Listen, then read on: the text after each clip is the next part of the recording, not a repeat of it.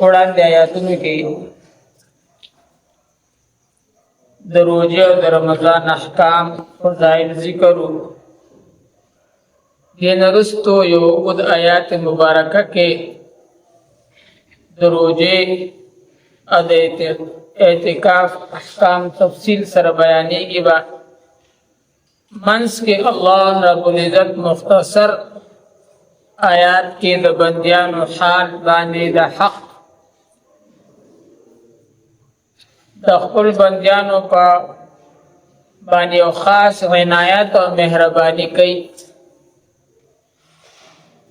او د دعا د اورېدو او د قبلېدو ذکر فرمایي او د خپل اطاعت او د خپل احکاماتو پورا کولو ترغیب الله پاک ورکوي.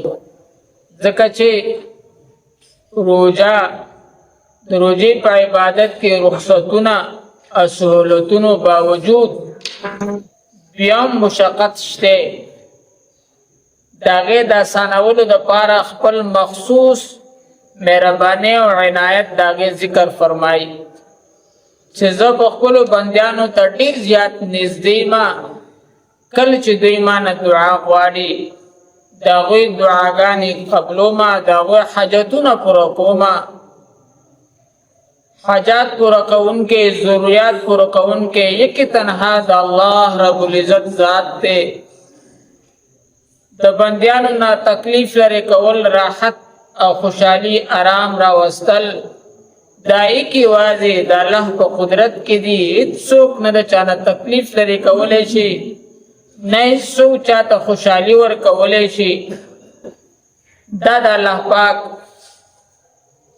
په قدرت کامله کې دا څیزونه د هغه سره دی. دې مالک الله دی. نو فرمایي چې بندیانو له دا خبره پکار ده چې زما د احکاماتو او پوره کولو کې که څه مشقت هم راشي نو برداشت کوئ. امام ابن کثیر رحمت الله علیه په دې درمیاني جمله کې ترغیب د دعا دا حکمت بیان کړی دی چې په دې آیات مبارکه کې اشاره ده چې د روژې نه وروستو دعا قبلیږي. دې وجې نه د دعا تاسې خاص اهتمام دا پکار دی چې کله روژئ اته روژه ماتې ته ناستې نو دعا دغه وخت کې ډېره ښه قبلیږي. للصائم عند فطرة دعوة مستجابه. پیغمبر علیه السلام فرمایي چې د افطاري په وخت کې د هر روژه نیونکي دپاره نارینه او که زنانه یو دعا خامخا قبلیږي. دې وجې نه عبدالله بن عمر رضی الله تعالی عنه به د روژه ماتي په وخت کې د کور ټول افراد راجمع کړي او ته به وی دعا کوئ. او بیا فرمایي چې دې آیات کې الله رب العزت فرمایي فإني قریب. دې آیات کې إني قریب دا یو فرمان دې طرف ته اشاره وکړه چې دعا دا که ته ځانه په زړه کې غواړې نو هم او که په الفاظ د خولې نه وباسې نو هم. ابن کثیر رحمت الله علیه د دې آیات مبارکه شان نزول بیانوي چې د مدینې منورې ته د بار بانډجاتو نه یو بانډچي راغی. پیغمبر علیه الصلاة والسلام نه یې سوال وکړو چې زما رب موږ ته نږدې نو چې موږ ورته ورو ورو آواز کوو، که زموږ دا رب زموږ نه لرې نو چې بیا ورته موږ په چغه آواز کوو. نو دا هغه بانډجي په دې سوال باندې دا آیات مبارکه نازل شو وَإِذَا سَأَلَكَ عِبَادِي عَنِّي فَإِنِّي قَرِيب. اے پیغمبره کله چې ستانه تپوس کې زما بندیان زما په باره کې نو دو وایه چې فإني قریب زه نږدې یم. نحن اقرب الیه من حبل الورید. الله وایي زه ستا د سا دا رګونه چې پرې مرۍ کېدي زه د دې نه هم تا ته زیات نږدې یم. نو ما ته که چغې وولو ته ضرورت نشته، ورو ورو راته وایه. او بیا فرمایي چې دعا چې ده دا د عبادت مغز دی، مغز. الدعاء مخ العباده، دعا دا د عبادت مغز دی. سن نیکیو کې هر قسم نیکی چې وکړي هغې پسې الله تعالی سوچتوا، د خپل عاجزۍ درخواست کوا چې الله زما د زه بسیم، زما د عمل بسیم، ستا د شان ستا د لویوالي مناسب زه عبادت کولی شم یا نیکي کولی شم. ستا شان ډېر لوی دی، ستا ذات ډېر لوی دی، والله ته رحیم کریم ذات یې، زما دا نیکي قبوله کا، زما په دې نیکۍ باندې د قبولیت مهر لګوه. الله استغفار شریف ووایه، کریاکاري پکې راغلي، هر قسمه نیکي چې زموږ استاد محترم په سوات کې مولانا حمدالله پاتراکي صاحب رحمت الله علیه، هغه به خو چې څه نیک عمل به وکړو بیا به یې لاس پورته کړو، دعا به وکړو. موږ هسې په فرض مانځه پسې جو هم لاس نه پورته کېږي، ځکه تلوار یې را باندې چې یاره بس دا ملا جو دې دواګانې کوي، بس کوي. نو ساړبي را باندې چې کله به دا لمونځ د وخته ختمېږي، کله به دا دعا ختمېږي چې وځمه. حالانکې جومات دا قلا ده د شیطان. جوماتونه احب البلاد الی الله مساجدها، په مخ د ځمکه باندې خوښ ځایونه الله ته دا جوماتونه دي. خوښ ځایونه په مخ د ځمکه باندې الله ته دا جوماتونه دي. نو چې په جومات کې ناستې نو که نیکي نشي کولی نو د ګناه نه خو بچې. که رحمت ته باندې نه ورېږي، دا خو د رحمت ځای دی، خامخا به رحمت ورېږي. نو که رحمت ته باندې نه ورېږي نو بار د قهر غضب نه خو بچې. نو د هر نیکۍ نه وروستو دعا غوښتل، الله ته لاس اوچتول. او بیا حدیث پاک کې راځي چې د فرض مانځه نه وروستو دعا ډېره زیاته مستجابه ده او ډېره زیاته قبولیت ته نږدې ده. د هر فرض مانځه نه وروستو الله ته دعا کول، لاس اوچتول.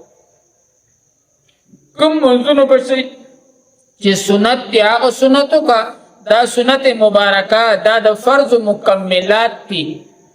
فرض کا بیا پسې سنتو کا، د هغې نه وروستو د دعا ځان له وغواړه، خپل حاجت د الله نه وغواړه. او الله داسې ذات دی چې د الله نه غواړې نو الله خوشحالېږي، او چې د الله نه سوال دعا نه کوي الله خفه کېږي.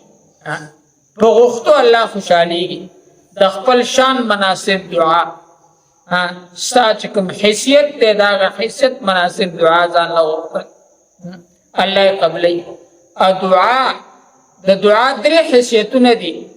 یا ته کوم څه شیز ته غواړې هغه به الله درکړي، یا ته یو شیز غواړې هغه تاله ښه نه دی، ستا پکې فایده نشته د خدای په علم کې، نو تاله الله نه درکوي. ته په دې مه خفه کېږه، ځکه اوس یو وړوکی دی هغه زهر خوري، ستا ماشوم دی زهر غواړي که نه، او زه زهر خورم، نو که د هغه د اوښکو په ځای وینې تویې خو دا مور پلار له زهر نه ورکوي. دغه شانې دا بنده یو دعا د الله نه کوي چې الله دا څیز راکړې نو دا څیز راکړې نو هغه ستا لپاره ښه نه وي نو هغه تاله الله نه درکوي. که ته 1000 بار غواړو خو ستا په حق کې هغه ښه نه دی. څنګه چې ماشوم ناپوه دی هغه زهر پراته دی هغه خوري، الله ترې ټاکوي دا به زه څکمه، نو ته تیار نه یې تیار.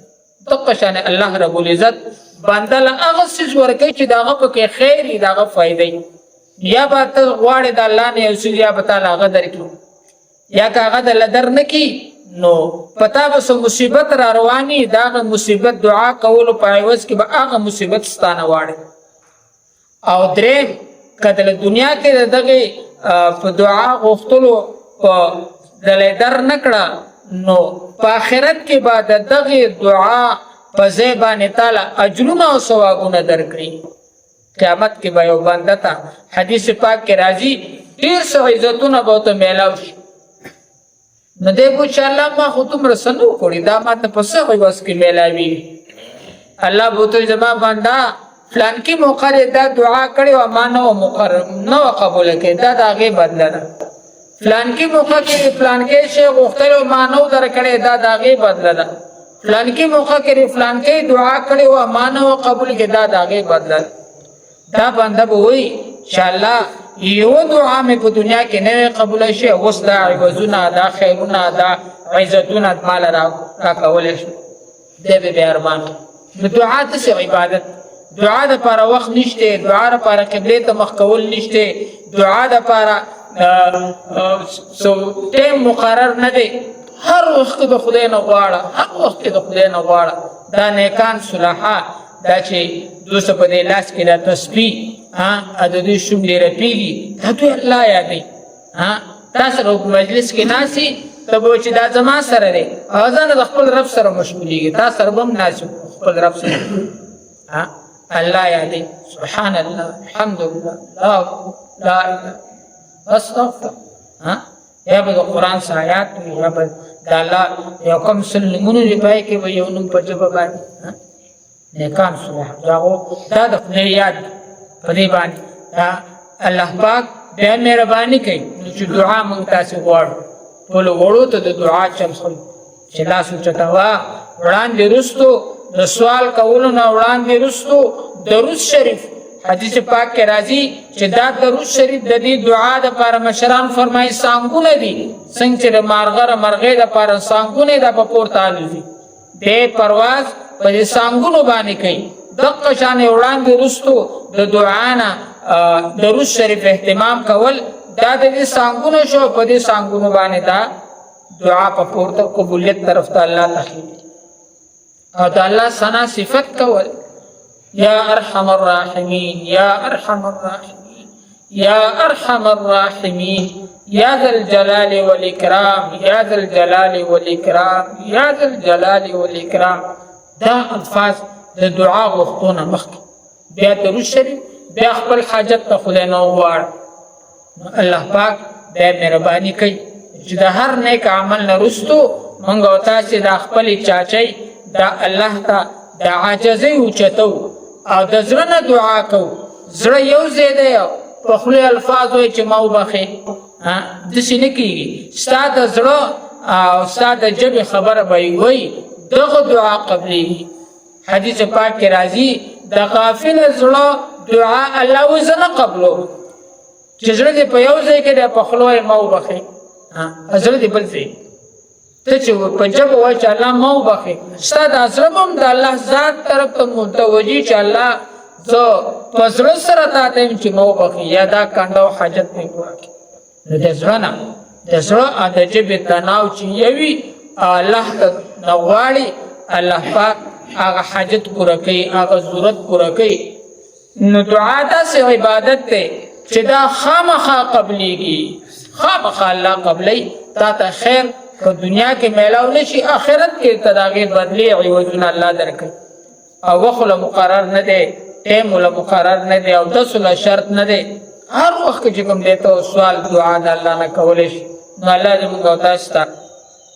د خپل ذات مبارکه عالیه نه سوال کول نصیب کړي عاجزي دعا نو بل څه شی نه ده عاجزي د الله ته موږ تاسې هر وخت ځان الله ته عاجزه ګڼو چې الله زه خو ستا نه در سوال ګندی ما زما خو نه زه سیما نه زما څه شتی که څه دي الله دا ستا دي تا راکړلې الله شکر پې نصیب کړي ناقدرې ناشکرۍ نه مې وساتې الله په ما باندې مهربانه شي چې موږ تاسو ته د هر نیکۍ نه وروستو د دعا اهتمام د هر مسلمان له پکار دی فرمایي اذا سالک عبادي کله چې سوال وکړي تپوس کې ستا نه زما بندیان ای پیغمبره عني زما په باره کې نو فإني قریب ورته وایي چې زه نږدې ما اجیب دعوت الداعی قبلهما آواز د آواز کوونکي غوښتنه د غوښتونکي اذا دعانې کله چې هغه ما نه غواړي ما ته آواز وکړي ما نه غواړي فلیستجیبوا لی پس پکار ده چې دوی زما حکم ومني وليؤمنوا بي او په ما باندې یقین وکړي لعلهم یرشدون ښایي چې دوی نیک لار بیا مومي وإذا سألك عبادي کله چې تپوس کې ستا نه زما بندیان عني زما په باره کې فإني قریب بېشکه زه نږدې اجیب دعوت الداعی قبلهما آواز د آواز کوونکي دعا د دعا غوښتونکي اذا دعاني کله چې زما نه غواړي فلیستجیبوا لی پس پکار ده چې دوی زما حکم ومني وليؤمنوا بي په ما یقین وکړي لعلهم یرشدون ښایي چې دوی نیک لار بیا مومي